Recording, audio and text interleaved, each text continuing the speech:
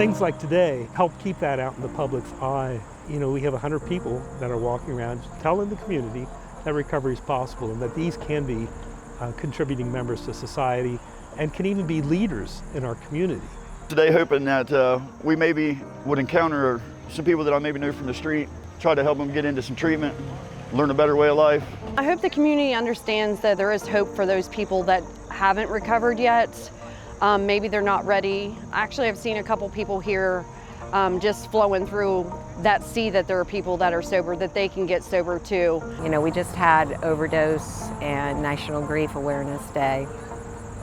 And I lost my son in January to an overdose, and we've had so many overdoses and suicides during this pandemic of COVID.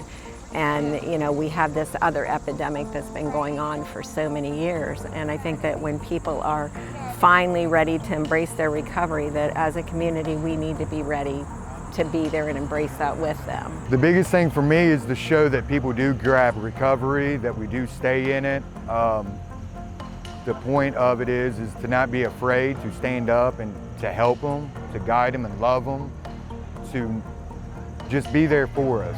They see that we do recover.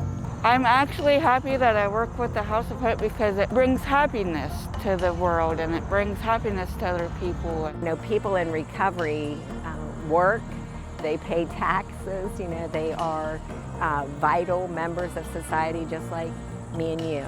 And so I think that's why it's so very important to support them in all their efforts and make this all about our community. And this really is all about the health, the mind, spirit, and body of an entire community. It's just not the recovery community, but it's all of us. We do not all look the same. Our paths to addiction and recovery are not all the same.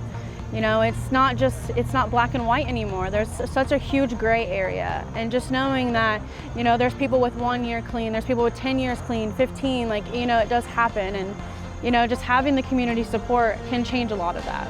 It raises the profile of recovery and it lets people realize that recovery is possible.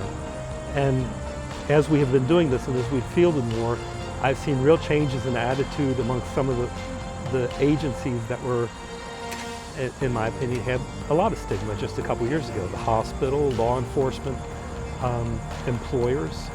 And just try to understand that it's a process, and sometimes it doesn't always happen on the first try, but it's worth several tries. Took me several tries, several years, but now that I got it, it's the best life I've ever had.